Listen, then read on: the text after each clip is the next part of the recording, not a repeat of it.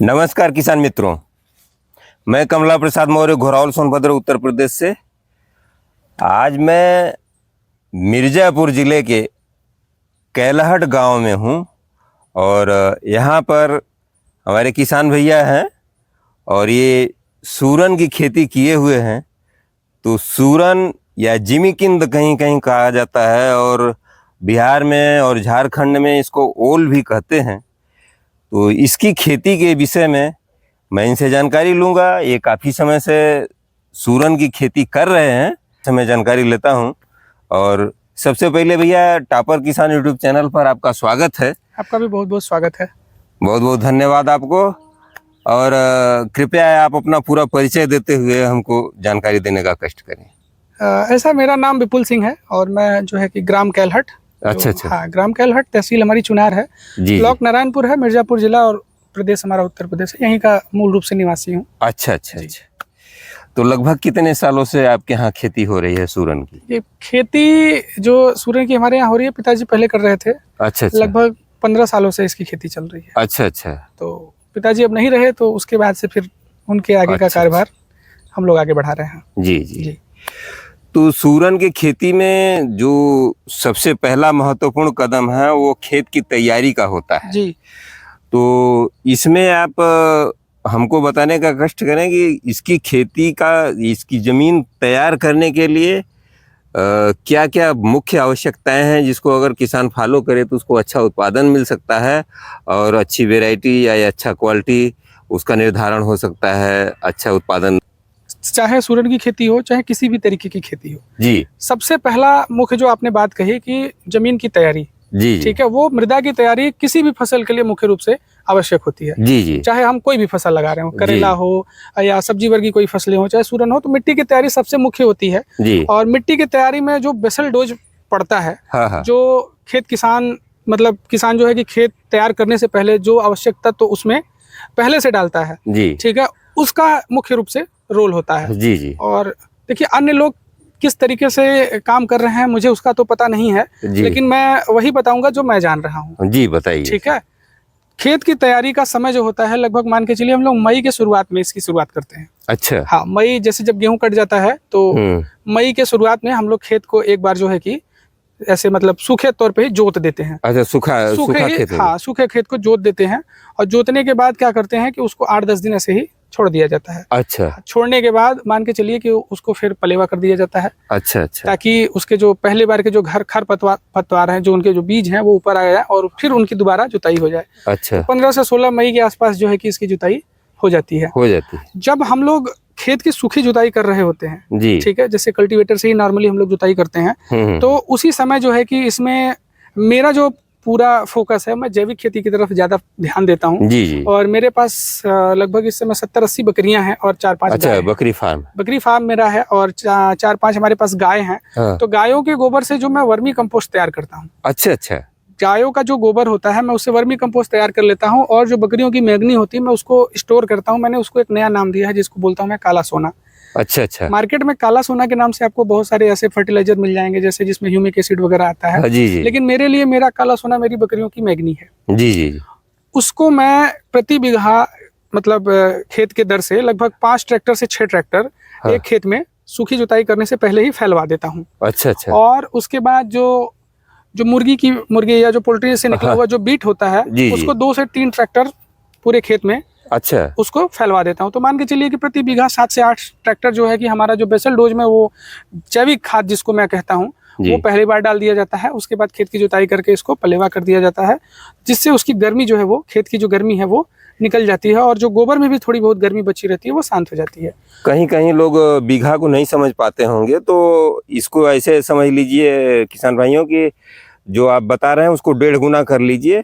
अगर ये 6 टाली बता रहे हैं तो 9 टाली आपको डालना है प्रति एकड़ के हिसाब से।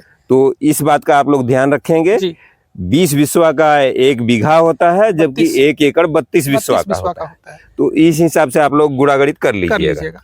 तो ये हो गई हमारी शुरुआती चरण में। उसके बाद जब हम पलेवा करके खेत की जुताई कर देते हैं और खेत की जुताई जो है कि हम मतलब आगे पीछे करते हैं। अच्छा। क्योंकि नमी उस समय इतनी गर्मी पड़ रही होती है, मई और जून के महीने में इतनी गर्मी होती है कि खेत का आप पलेवा करेंगे 4 दिन में वो खेत जोतने लायक हो जाता है। हाँ। तो हम इस हिसाब से मतलब प्लानिंग करते हैं कि जैसे हमारे पास अगर मान के चलिए ये 3 प्लॉट हैं, ये 10-10 बिस्वा के 3 प्लॉट हैं, तो हमने आज उसकी की तो कल इसकी और परसों इसकी करेंगे। क्योंकि उस समय लेबर की भी अवेलेबिलिटी होती है तो बहुत मुश्किल से हो पाती है। कारण है कि धूप में कोई काम नहीं करना चाहता, सुबह शाम में काम होता है। तो उस समय पे स्थिति ये बनती है कि लेबर जो है कि काम सीमित हो पाता है। अब अगर तीनों चीज की आपने पलेवा एक साथ कर दिया और जुताई एक साथ हो गई, तो उधर से आप अगर बुआई करते आ रहे हैं तो इधर आते रहते नमी जो है कि वो खत्म हो जाती है और मिट्टी चढ़ाने में इन सब सारी चीजों में मतलब जो भी चले काम हो वो प्लानिंग के हिसाब से अगर आप कोई काम करेंगे तो वो फेल नहीं होगा।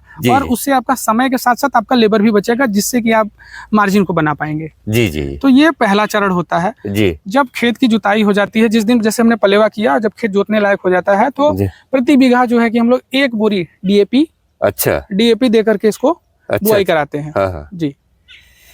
तो बुआई का तरीका आपके यहाँ क्या होता है, और बीज से बीज की दूरी क्या होती है, और लाइन से लाइन की दूरी क्या होती है? देखिए, ये मतलब प्रैक्टिकल की बात है, और जो पढ़े लिखे किसान हैं वो समझते हैं कि कोई भी पौधा जो हरा होता है उसमें प्रकाश संश्लेषण की प्रक्रिया होती है। जी। ठीक है। जैसे जो सीड्रिल का जब मतलब आविष्कार हुआ, तो बीज से बीज की दूरी बहुत मायने रखती है। और दिशा जो है वो बहुत मायने रखती है। खेती में 2 दिशा है, वो बहुत मायने रखती है। बहुत सारे किसान हैं जैसे मर्जी करे वैसे बो देते हैं।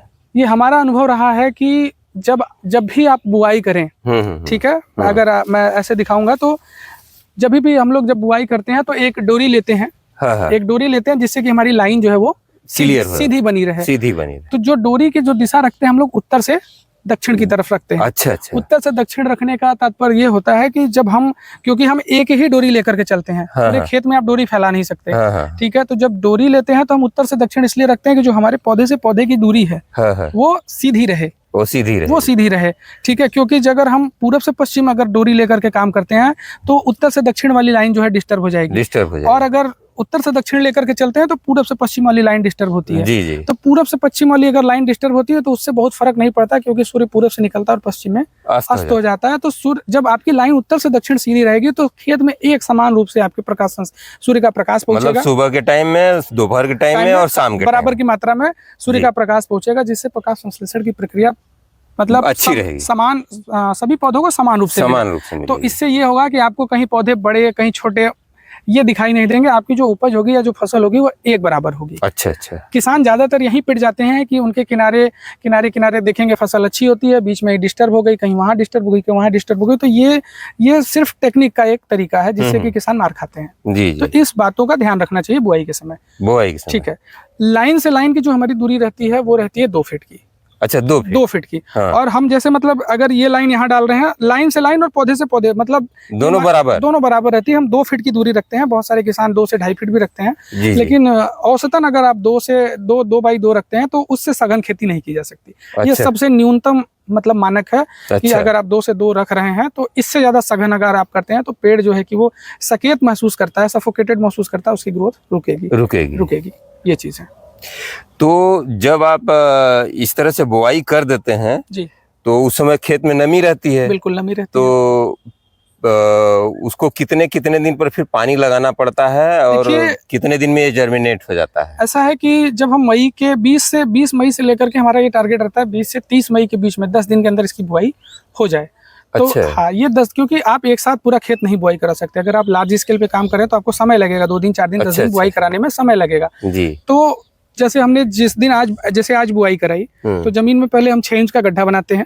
अच्छा। हाँ, जमीन में 6 इंच का गड्ढा बनाते हैं और उसमें बीज डाल करके उसको ऊपर से ऐसे पिंडी नुमा मिट्टी चढ़ा करके तोप दिया जाता है। अगर आज जैसे शाम को हमारी बुआई हुई, आज दिन भर की जितनी बुआई होती है, उसके बाद सुबह हम उसमें पेंडामेथिलीन का छिड़काव करते हैं, जिससे कि शुरुआती के जो खरपतवार हैं वो उसी समय वो ना रुक जाएं जी। और क्योंकि जमीन में हम पलेवा करके बुआई कराते हैं तो 4 दिन 5 दिन 6 दिन तक नमी रहती है, उसमें कोई दिक्कत नहीं आती। तो हम 5वें 6वें दिन उसकी सिंचाई कर देते हैं। अच्छा। ठीक है। और जैसी आपकी मिट्टी पानी मांग रही है, क्योंकि मतलब किसान जो भी बो रहे हैं या खेती कर रहे हैं, तो इतना अनुभव उनको होता है कि मिट्टी को देख करके उनको ये अनुभव हो जाता है कि हमारी पानी मतलब मिट्टी में नमी की मात्रा है नहीं, या सिंचाई करने की आवश्यकता नहीं है। इतना तो ये देखिए अनुभव की बात है। ये कोई किसान वीडियो के माध्यम से नहीं बता सकता कि कब किस मिट्टी में कब सिंचाई करनी है, ये कोई निश्चित नहीं होता। अगर कोई ऐसा बताता, जो लोग किसान हैं वो अच्छी तरह से महसूस करते हैं कि कब प्लांट को हमारे पानी चाहिए, पानी की जरूरत है। जैसे बहुत सारे लोग बताते हैं वीडियो के माध्यम से कि पहली सिंचाई 5 दिन में करनी चाहिए, अगली सिंचाई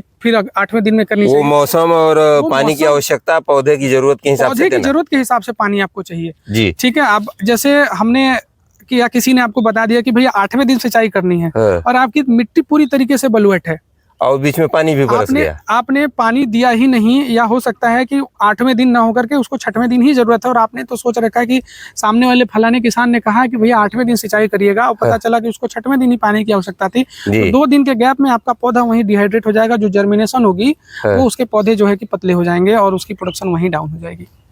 तो सिंचाई कोई निश्चित नहीं होती। सिंचाई आप अपनी आवश्यकता के अनुसार सिंचाई करें। अगर मिट्टी की जरूरत समझ में आ रही है कि हाँ सिंचाई की आवश्यकता है, तो आप सिंचाई कर दीजिए।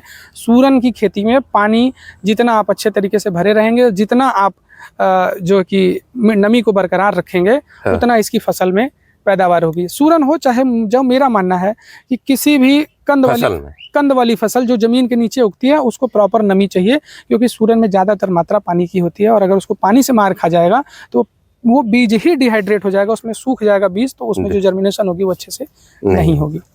तो सर जब आप लगाते हैं इसको, बुआई करते समय इसके बीज का कैसे प्रिपरेशन करते हैं, तैयारी कैसे करते हैं? चूंकि कंद कहीं कहीं 1 किलो का है, आधा किलो का है, या 1.5 किलो का है, 2 किलो का, 3 किलो का, कुछ लोगों का 5-5, 6-6 किलो का होता है, तो उसमें कैसे आप मैनेज करते हैं? देखिए ऐसा है कि क्योंकि हमें तो हर साल खेती करनी है इसकी। जी जी।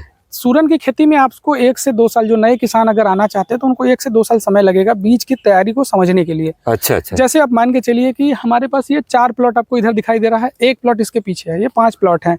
और 1 प्लॉट हमारा बीज के लिए अलग से लगाया हुआ है। अच्छा। तो बीज का जो साइज होता है, जैसे अब हमें इस फसल की, हमें इससे हार्वेस्टिंग लेनी है, क्योंकि इसी से हमें बीज भी तैयार करना है और इसी से हमें हार्वेस्टिंग भी लेनी है। ठीक है, तो हम ये करते हैं क्या कि हम एवरेज साइज का बीज एक तरफ लगाते हैं और बड़े बड़े साइज का बीज एक तरफ लगाते हैं। अच्छा। बीज का ही जो सारा खेल वो बीज का ही है।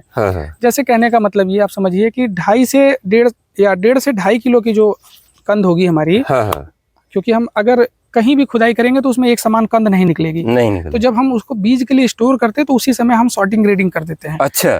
कि हमारे पास जैसे कुछ मतलब ग्रेडिंग कर देंगे। ग्रेडिंग कर लेते हैं। जैसे हमारे पास जो है कि कोई 250 ग्राम का फल होगा या कंद होगी, कोई 300-400 ग्राम का, तो उसको हम एक तरफ निकालते चले जाएंगे। अच्छा। कोई ऐसी फसल मतलब ऐसा कंद होगा जो 1 किलो साइज या 1.5 किलो साइज तक का होगा, तो उसको हम अलग रख लेते हैं, और कोई जो 1.5 किलो के ऊपर है उसको हम अलग कर लेते हैं, और आधा किलो का साइज अलग अलग कर लेते हैं। औसतन एक बीज का जो साइज होना चाहिए वो 250 से 350 ग्राम के बीच में होना चाहिए। अच्छा। अगर 250 से 350 ग्राम के बीच में आपका बीज का वजन है बोते समय, तो ये मान लीजिए कि वो आइडल है, आदर्श है, उससे ऊपर भी नहीं जाना चाहिए और उससे नीचे भी नहीं आना चाहिए।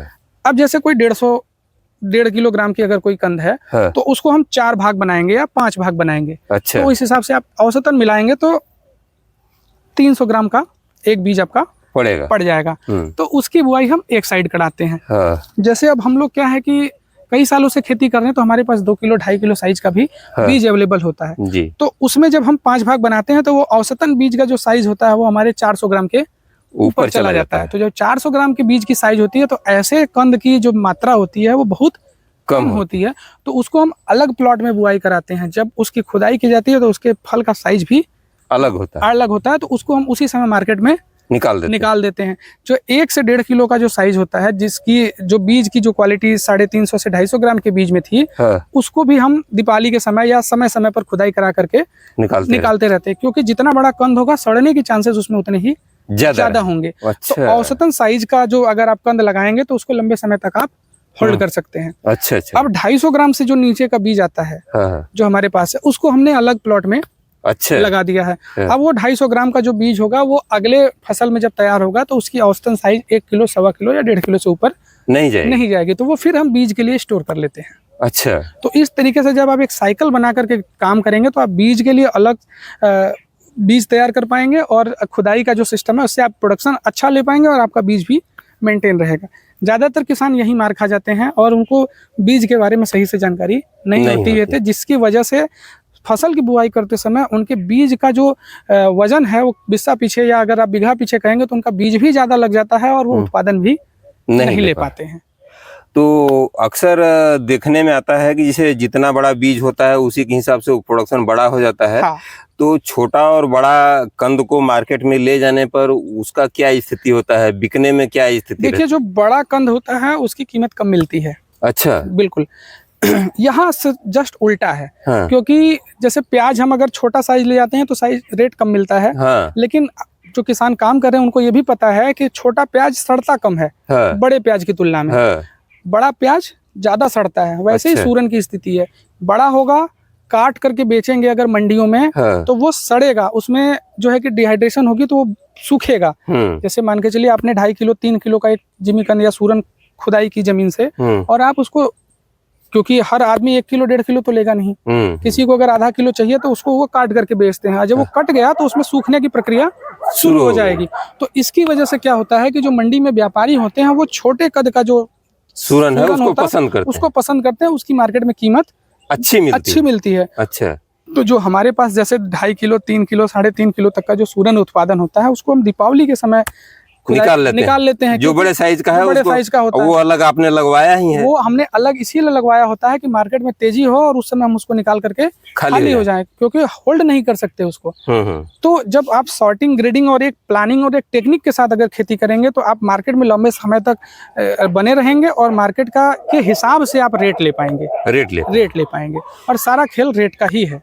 तो सबसे बढ़िया रेट किस साइज का मिलता है? ये मान के चलिए कि अगर औसतन आपका 1 से 2 किलो के बीच में है, हाँ। तो उसका रेट सबसे अच्छा मिलता है।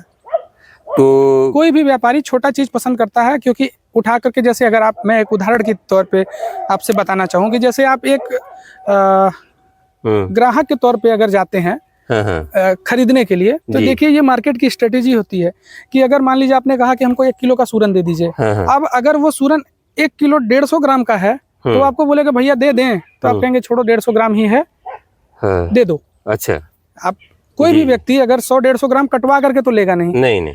तो वहां पे क्या होता है कि अगर उसने 10 कस्टमर ऐसे उसके पास गए कि जिसको 1 किलो की जरूरत थी, लेकिन उसने 1100 साढ़े 1100 ग्राम का सूरन बेचा, तो 10 कस्टमर में उसने 11 किलो सूरन बेच दिया। जी। कस्टमर उसके पास 10 किलो के आए थे, लेकिन साइज की वजह से उसने 11-12 किलो सूरन बेच दिया। तो ये तो मैं एक छोटे उदाहरण के तौर पे समझा रहा हूँ। चाहे कोई भी व्यक्ति हो, मार्केट में आप भी जाएंगे या कोई भी जाता है, तो अगर 10-50 ग्राम 100 ग्राम ऊपर नीचे होता है, जैसे अगर आप कोई चीज ले रहे हैं 90 रुपए अगर कोई पाव है तो बोलता है कि दुकानदार की भैया 100 रुपए का कर दें, तो आप खुद ही कहते हैं कि ठीक है कर दो। आपकी आवश्यकता 90 की ही थी, लेकिन आपने साइज की वजह से 100 का खरीदा, तो 100 आपकी मार्केटिंग बढ़ी ना। हाँ, मार्केटिंग बढ़ जाएगी, मार्केटिंग बढ़ेगी। तो ये कुछ तरीके हैं, मतलब मार्केटिंग का ये तरीका आपका हमको पसंद आया जी। उम्मीद है किसान भाइयों को भी पसंद आएगा। और जो आप तरीका बता रहे हैं, जैसे 2x2 पर लगा रहे हैं, तो इस हिसाब से हम देख रहे हैं करीब 250 से 300 पौधे बिस्वा पीछे 250 से 300 पौधे मान के, तो 32 बिस्वा होता है। तो कुल मिलाकर के हम ये समझ लें कि 64 लगभग 1 एकड़ में आपका लगभग मान के चलिए कि 8 से 9 हजार पौधे, जैसे खेत की लंबाई चौड़ाई हो।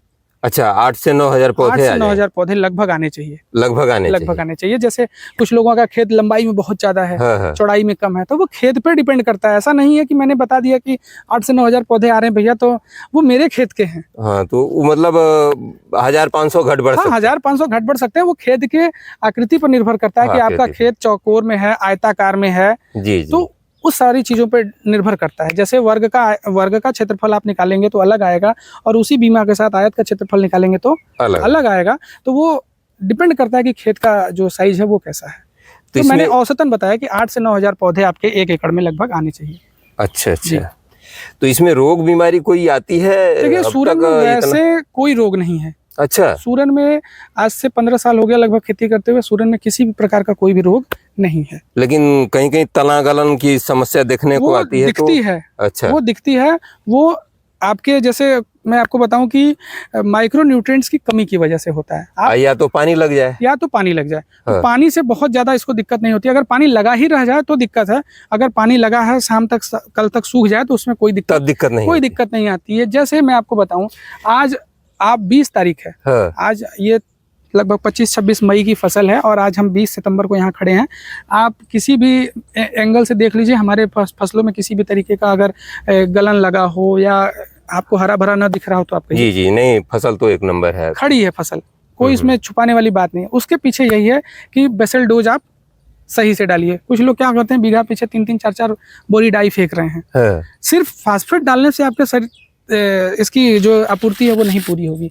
इसको बोरान चाहिए, इसको पोटास चाहिए, इसको पोटेशियम चाहिए, फास्फेट चाहिए, इसको यूरिया भी चाहिए। तो फसल के अनुसार अगर आप कोई चीज नहीं डाल रहे, किसी एक चीज की अधिकता डालते चले रहे हैं तो उससे फसल नहीं उत्पादित होती है।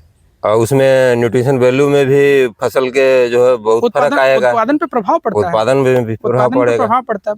जैसे हमने इसमें बुआई के समय इसमें जो है कि 1 बोरी DAP बीघा पीछे दिया था। उसके बाद हम लोगों ने जब ये फसल में, जैसे पहली बार तो हमने पेंडामेथिलीन डाली थी, उसके महीने, क्योंकि फसल को उगने में, जमीन से निकलने में 25 से 30 दिन का समय, महीना भर लग जाता है महीना भर, नमी के हिसाब से। अगर नमी भाग रही है, नमी नहीं है तो समय और लेगी। अच्छा। लेकिन अगर नमी अच्छी है, आपने सिंचाई बराबर की है तो फसल जल्दी ऊपर आ जाती है। तो 20वें 25वें दिन काफी खरपतवार हमारे जो है कि घास खेत में आ जाते हैं। उस समय तक फसल हमारी निकल रही होती है या कहीं कहीं देख रहे होते हैं इक्का दुक्का ऊपर की तरफ, इसके गूंजे ऊपर की तरफ निकल रहे होते हैं। तो उस समय हम ग्लाइफोसेट 41% ग्लाइसेल जो है कि इसमें पूरी तरीके से छिड़काव कर देते हैं। अरे सर जी, इससे नुकसान नहीं होता फसल को? इससे कोई बहुत नुकसान नहीं होता, तब तक नहीं नुकसान होता जब तक ये फसल ऊपर नहीं है। जब तक ये अंदर है तब तक किसी तरीके का नुकसान नहीं होता। पहली कंट्रोल हम उसी से करते हैं, ग्लाइफोसेट। अच्छा, तो उसमें उसकी मात्रा क्या रखते हैं? 150 ml 150 ml प्रति 15 लीटर टंकी में। बहुत सारे लोग 250 ml प्लस उसके बाद नमक, यूरिया, हर एक चीज डाल देते हैं। इसका मतलब वो सूरन जमेगा, वो भी खत्म हो जाए। वो नुकसान नहीं, सूरन पे कोई नुकसानी नहीं होती है। उसका भी एक तरीका है। हम जो डोज बता रहे हैं आपको कि 150 ml, थोड़ा सा घास को जाने में 8 दिन, 10 दिन, 15 दिन, 12 दिन का समय लगेगा, लेकिन वो चला जाएगा। हम बहुत हैवी डोज में ग्लाइफोसेट यूज नहीं करते, बहुत हल्की मात्रा में करते हैं कि हमारा एक बार जो है कि खरपतवार का जो है वो नियंत्रण हो जाए। उसके बाद हमारी सूरन जो है कि ऊपर आ जाती है। दूसरी बार हम इसको मैनुअली मजदूर लगा करके इसकी निराई करा देते हैं। अच्छा। और अगर बहुत सारे किसान ऐसे भी हैं, जैसे अगर ये फसल है, जी ठीक है, ये फसल है तो ये लगभग 2-2.5 फीट के ऊपर, 2.5 फीट का ऊंचाई है। तो अगर आप टंकी का जो वो स्प्रे का जो नजल होता है, वो अगर आप नीचे करके इसमें अगर आप ग्लाइफोसेट मार देंगे तो भी इसकी फसल पे कोई असर नहीं आएगा। क्योंकि जो भी दवाइयां होती हैं उनका जो अवशोषण होता है वो पत्तियों से होता है। दवाई पत्ती पर अगर पड़ेगी तो पौधा चला जाएगा। अगर आप नीचे करके मार रहे हैं तो कोई बहुत असर आने वाला नहीं है। उसका मैं आपको उदाहरण दिखा दूं। आप ये हमारी साइड की नाली देख रहे हैं, इस नाली पे हम लोगों ने ग्लाइफोसेट का यूज किया था। और मैं अभी अमोनियम ग्लूफोसेट जो ब्रांडिस का आता है उसको यूज करता हूँ। अच्छा। तो किनारे पर आपको कोई भी असर नहीं दिखाई देगा, नाली जो है कि पूरी तरीके से साफ दिखाई देगी। जी। तो ये खरपतवार का नियंत्रण हो गया। और तीसरी जो दूसरी बार जब हम लोग गुड़ाई नहीं कराते इसमें, क्योंकि पहली बार में हम मिट्टी इतना इसके ऊपर रख देते हैं कि गुड़ाई की जरूरत, मतलब फिर मिट्टी चढ़ाने की जरूरत नहीं पड़ती है। अच्छा। एक बार उसी समय जो होना होता है सिर्फ वही करते हैं। अच्छा। उसके बाद जब इसकी निराई करा ली जाती है मैनुअल मजदूरों के द्वारा, तो खरपतवार वहीं फैला दिए जाते हैं। अच्छा, उसी खेत में ही फैला दिए जाते हैं ताकि वो हमारे लिए हरी घास का प्रयोग, मतलब हरी खाद का काम कर जाए। क्योंकि सूरन ऊपर से पूरी तरीके से छेक चुका होता है तो नीचे धूप नहीं पहुंचती है, तो आधी घास तो ऐसे ही सड़ जाती है। जो घास निकलती भी वो बेदम होती है, बहुत जान नहीं होती। उसके बाद नैनो DAP हम जो है कि स्प्रे कराते हैं निराई के बाद। नैनो DAP एक बार स्प्रे करा देते हैं। और नैनो DAP के बाद जब ये मान के चलिए सितंबर शुरुआत में ही हम जो पोटास का स्प्रे आता है, पोटास का स्प्रे पूरे खेत में कराते हैं, जिससे कि फसलों में चमक आती है और साइज, अच्छा, मतलब बेडॉल नहीं होता, वो साइज एक साइज का हमारा कंद जो बनेगा वो एक साइज का बनेगा। बहुत जगह आपने देखा होगा कि इधर उधर मतलब अदरक की तरफ जिमीकंद का वो निकलता है। तो पोटास की मात्रा से जो है कि उसका जो साइज बैठता है फल का वो सही बैठता है और मार्केट में उसकी अच्छी कीमत मिलती है। तो अगर इस तरह से खेती की जाए जी, तो इसमें कीड़ा उड़ा कोई नहीं लगता? कोई भी किसी भी तरीके का इंसेक्टिसाइड इसमें यूज नहीं किया जाता। अच्छा। तो लगभग इसका उत्पादन क्या निकल करके आता है अगर हम प्रति एकड़ की बात लें तो? देखिए प्रति एकड़ में मान के चलिए 32 में अगर आप 5 का गुणा कर दे तो लगभग मान के चलिए कि 150 क्विंटल 150 क्विंटल के आसपास इसकी उत्पादन होनी चाहिए। उसमें 10-5 क्विंटल ऊपर भी जा सकता है और 10-5 क्विंटल नीचे भी आ सकता है, अगर आप सिस्टमेटिक तरीके से इस विधि के साथ काम करते हैं। अच्छा अच्छा, तो करीब 1 एकड़ में सीड हमारा कुल कितना निवेश हो जाता है? सीड मान के चलिए कि अगर आप, जैसे मैंने पहले बताया आपको, क्योंकि उस तरीके का सीड मिलना थोड़ा मुश्किल है। जी जी। जैसे कोई भी किसान जो भी सीड रखता है वो अपने लिए ही रखता है। जी जी। क्योंकि सीड बेचना मतलब घाटे का सौदा है। जी जी। घाटे का सौदा मैं आप बस 2 मिनट समय लेकर के इसलिए समझाऊंगा क्योंकि बहुत सारे किसान मात खा जाते हैं जी। और मतलब धोखा खाते हैं और उनका नुकसान हो जाता है। जी जी। सीड जैसे अगर अभी हम ये दीपावली के आसपास इसकी खुदाई चालू कर देंगे, ठीक है, तो इसका औसतन पिछले साल जो मार्केट में रेट रहा है वो 60 से 65 रुपए केजी रहा है। अच्छा अच्छा, ठीक है। तो इस समय जैसे अगर मैं 2.5 किलो का सूरन अगर खुदाई कर रहा हूँ, तो जब इसको हम बीज के समय खुदाई करेंगे तो वो सूख करके 1.5 केजी पे हो जाएगा। अच्छा। तो ज्यादातर किसान जो है कि वो सीड बेचना नहीं चाहते हैं। अगर आप सीड लेना चाहते हैं तो वो सीड मान के चलिए कि आपको मार्केट रेट से 1.5 गुने पर मिलेगी। अच्छा। अगर वो अच्छी सीड है तब। और बाकी वैसे बोना है तो कुछ भी उठा करके बो दीजिए, उससे बहुत फर्क नहीं पड़ने वाला है। पैसा आप बचा लेंगे लेकिन आपकी प्रोडक्टिविटी, उत्पादन प्रभावित होगा, घट जाएगा, बिल्कुल घट जाएगा। ठीक है। तो जैसे जो भी किसान संपर्क करते हैं कि हमको सीड चाहिए तो पहले ही बुकिंग कर लेते हैं कि भैया हमको इतना सीड चाहिए। तो एक मिनिमम उनको रेट बता दिया जाता है कि क्योंकि दीपावली पर हम कच्चा सूरन खोद करके निकाल देंगे मार्केट में, और इस समय सूरन में काफी पानी होता है तो ये काफी वजनदार होता है, मिट्टी होती है इसमें। लेकिन जब बीज का बात अगर करते हैं तो ये बीज आपको जाकर के खुदाई होगी मार्च में, तब तक ये सूरन इसी तरीके से जमीन में पड़ा रहेगा। तो हमारी अगली फसल बीज के चक्कर में नहीं हो पाती है। अच्छा। क्योंकि वो जमीन में ही पड़ा रह जाएगा। तो वो उस सूरन को पकाने में 4 से 6 महीने का समय लगता है। तो जब 4-6 महीने अगर हम समय दे रहे हैं बीज बनाने के लिए और उसमें हमारा उत्पादन भी नहीं हो रहा, क्योंकि हमने इसकी खुदाई की तो इसमें तो हम कुछ भी बो देंगे, कुछ भी इस फसल, इसमें गेहूं लगा सकते हैं, मटर बो सकते हैं, आलू बो सकते हैं, कुछ भी बो सकते हैं, एक उत्पादन मिल जाएगा। जब हम सीड तैयार करते हैं तो हमें 4 महीना जो है कि एक्स्ट्रा समय भी देना पड़ता है, और जबकि वजन भी हमारा टूट जाता है, कम हो जाता है। तो जिसकी वजह से सीड का जो कॉस्ट होता है वो बढ़ करके 1.5 गुना तक पहुंच जाता है। अच्छा। तो वैसे में क्या होता है कि बहुत से किसान जो अनभिज्ञ हैं, जो जिनको जानकारी नहीं है, वो मार्केट से किसी भी तरीके का सीड खरीद लेते हैं, सूरन कुछ भी उठा लेते हैं और बो देते हैं और परेशान हो जाते हैं। तो सीड का चुनाव एक बार पैसा लगा करके अच्छे तरीके से करिए और उत्पादन में आपको उसका असर देखने को मिलेगा। तो ये जो सीड अगर किसी को भी चाहिए तो वो मार्च के आसपास जाकर के मिलेगी। तो इसकी बुकिंग तो फिर अक्टूबर में ही हो जाएगी? हाँ, इसी समय जो सितंबर, मतलब सितंबर, आज 20 सितंबर है। हाँ, तो अक्टूबर दीपावली तक।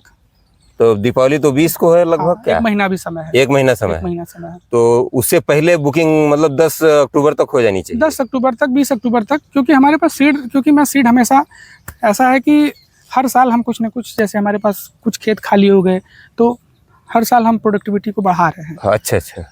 क्योंकि ये निखर्चे फसल है। अच्छा। क्योंकि जैसे अगर हम मान लीजिए हमारे साइड में भी करेला लगा हुआ है, तो करेले की जो काम धाम इसका जो स्टार्ट होता है वो जून से स्टार्ट होता है। और सूरन एक ऐसी फसल है कि जो मई में ही इसका सारा काम धाम खत्म कर देते हैं। मतलब सूरन को निपटा करके आप करेला की खेती शुरू करते लगाते हैं, कद्दू लगाते हैं, किसी भी तरीके की। तो ये हमारी जो फसल है इसमें हमें कोई डिस्टर्बेंस या छेड़छाड़ नहीं करनी होती है।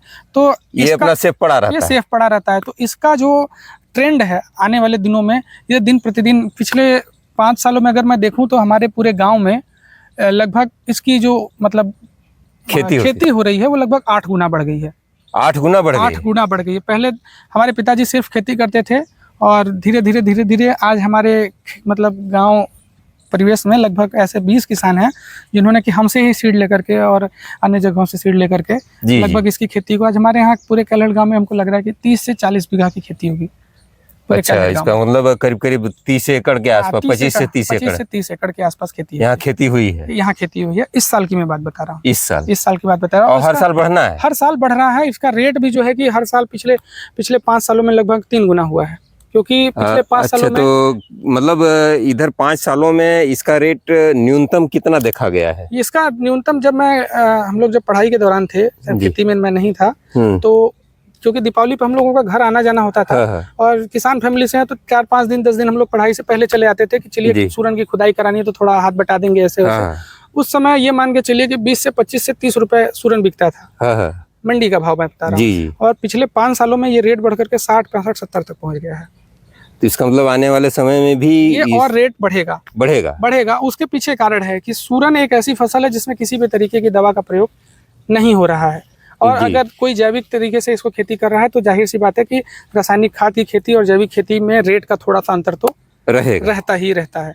ठीक है, तो सूरन जैविक खेती के बल पर किया जाने वाला एक फसल है जिसकी वजह से लोगों में इसकी क्रेज बढ़ रही है, और दूसरे स्वास्थ्य के लिए बहुत फायदेमंद है। तो उसकी वजह से इसकी खेती का जो ग्राफ है काफी ऊपर उठ रहा है, और न्यूट्रिशन वैल्यू भी इसकी अच्छी है, तो बहुत अच्छी है। न्यूट्रिशनल वैल्यू तो बहुत अच्छी है। आप इसीलिए देखिए कि हमारे धर्म में जो है कि वो सूरन की सब्जी को अनिवार्य कर दिया गया है दीपावली के समय कि सभी कम से कम जो कभी न खाए तो दीपावली के दिन एक दिन तो खा ले, तो ये जिससे उसके पेट की रोग समाप्त हो जाए। बिल्कुल। आप ये मान के चलिए कि पाइल्स में सूरन का काफी यूज है। जैसे लोग कहते हैं कि जैसे सहजन की खेती है, आर्थराइटिस के बीमारी मतलब जो मरीज हैं, तो उनके लिए साल में अगर वो 2 बार भी कंज्यूम कर रहे हैं तो जोड़ों घुटनों के दर्द में काफी आराम रहता है। तो उसी तरीके से महत्व जो है सूरन का है। जी, तो आपसे मिलकर के बहुत खुशी हुई। आपने सूरन या जिमीकंद की खेती के विषय में बहुत अच्छा से हमारे किसान भाइयों को समझाया। ये जो जानकारी थी बहुत टेक्निकल जानकारी रही है। जी, बहुत टेक्निकल जानकारी आपने दिया। इसके लिए आपको हमारे चैनल की तरफ से, हमारे किसान भाइयों की तरफ से बहुत बहुत धन्यवाद और ढेर सारी मंगल कामनाएं। उम्मीद है इसी तरह से आप हमारे किसान भाइयों का उत्साहवर्धन करते रहेंगे, जिससे कि किसान भाई भी कुछ करके और अच्छे से खेती कर पाएंगे। और जैसे हमारे ज़िले में तो विशेष रूप से मिर्चा और टमाटर का एक तरह से ट्रेंड चला हुआ है, इसी की लोग खेती करते हैं। लेकिन अब धीरे धीरे लोग मुड़ रहे हैं। कई गांव हमारे यहाँ भी, हमारे ज़िले में भी, सोनभद्र में भी काफ़ी लोग जो है सूरन की खेती करने लगे हैं, और इसका ग्राफ बढ़ता ही जा रहा है और इसका रेट भी बढ़ता जा रहा है। बिल्कुल। तो ज़्यादातर अभी आप लोगों का करेला जैसे 60-70 रुपए किलो भी बिकता था, तो आज 10-12 रुपए किलो, 10 रुपए 12 रुपए किलो बेचने के लिए आप लोग मजबूर हैं। ऐसी स्थिति सूरन में नहीं आती। बिल्कुल नहीं है। सूरन तो ये समझ लीजिए कि मंडी में जाने की जरूरत नहीं है, घर से। और लंबी इसकी मार्केटिंग है, लंबे समय तक आप बेचते रहिए। आप इसको दीपावली से छुट्टी लेकर के आप पूरे मार्च तक मार्च अप्रैल तक बेचते रहिए, करते रहिए, कोई दिक्कत की बात नहीं। तो इसके लिए आपको बहुत बहुत धन्यवाद। आपने हमारे किसान भाइयों के लिए समय निकाला और हमारे चैनल के लिए आपने समय निकाला, इसके लिए भी आपको बहुत बहुत धन्यवाद। ढेर सारी मंगल कामनाएं। उम्मीद है आज की जानकारी किसान भाइयों को पसंद आई होगी। अगर आप लोगों को यह जानकारी अच्छी लगी हो तो हमारे वीडियो को लाइक कर दीजिएगा, और हमारे चैनल पर यदि आप नए हैं तो चैनल को सब्सक्राइब कर लीजिएगा। इससे आपको बहुत अच्छा उत्पादन मिलने वाला है। आप समझ रहे हैं, ये रियल किसान हैं जो 15 सालों से खेती कर रहे हैं। तो अगर इस तरह से भी उत्पादन मिलता है तो हम उसका भी उत्पादन अगर घटा देते हैं तो बहुत आपको मतलब एक तरह से सुरक्षित खेती है, जिसमें लॉस होने का चांस लगभग न के बराबर है। तो कुछ न कुछ तो आपको मिलेगा ही मिलेगा। बिल्कुल। तो अगर अच्छे रेट मिल जाते हैं तो आपको अच्छा मुनाफा देगा। एक चीज मैं और आपको जोड़ना चाहूंगा, जिस किसान भाई को अगर बीज चाहिए जी तो वो बुकिंग करा सकते हैं। अच्छा, बुकिंग करा सकते हैं। बिल्कुल, हमारा नंबर आप स्क्रीन पे डाल सकते हैं। अच्छा, चलिए एनी टाइम बात करके बीज के लिए, स्पेशली बीज के लिए, क्योंकि मैं अभी देखिए नया हूँ, किसानी में जुड़ा हुआ हूँ। जी। पिताजी के बाद तो मैंने खेती को जब संभाला है, तो मैं ये चाह रहा हूँ कि हमारे आसपास के अगर किसान जो है कि आगे बढ़े तो उसमें अपना भी नाम बनता है और 4 पैसे सबको कमाने का अवसर मिलता है। क्योंकि मैं देख रहा हूँ कि हमारे यहाँ मिर्च और टमाटर की खेती में ज्यादातर लोग परेशान है और घाटे का सौदा, मिर्च की खेती तो कभी कभी घाटे का सौदा बन जा रही है। 3 रुपए किलो तक पिछले साल मिर्च चली गई थी, हालांकि 100 रुपए भी गई थी, लेकिन 100 रुपए की बाजार 1-2 मिली, उसके बाद तो फिर लोग नीचे चले आए धड़ाम से। तो जब प्रोडक्शन हाई पे जाता है, तो जाहिर सी बात है मार्केट कट जाता है, और ऐसे में किसान परेशान हो जाता है। तो इस तरह से इस सुरक्षित खेती का आप लोग आनंद लीजिए और सूरन को भी जरूर करिए। ये आपके भविष्य का एक खास खेती है, खास फसल है, जो आपको गरीबी से उबारने में मदद करेगी। मैं मान रहा हूं कि शुरुआत में आपको अच्छा खासा निवेश करना पड़ता है, लेकिन अगर आप इसको बड़े पैमाने पर नहीं कर सकते तो छोटे पैमाने पर ही, लेकिन इसकी शुरुआत जरूर कीजिए। अगर आज आप शुरुआत कर देंगे तो 4-5 साल बाद आपके पास एक सुरक्षित निवेश होगा। इसको आप प्रॉपर्टी समझिए और बराबर आप इससे आप पैसा लेते रहेंगे। जिस दिन आपको जरूरत होगी, ये लगातार 6 महीने तक आपको पैसा देता रहता है। तो इसी के साथ मैं आज का यह वीडियो यहाँ समाप्त करता हूँ और फिर अगली वीडियो में आप लोगों से मुलाकात होगी। तब तक के लिए आप हमको आज्ञा दीजिए। नमस्कार, धन्यवाद। जय जवान, जय किसान, जय विज्ञान।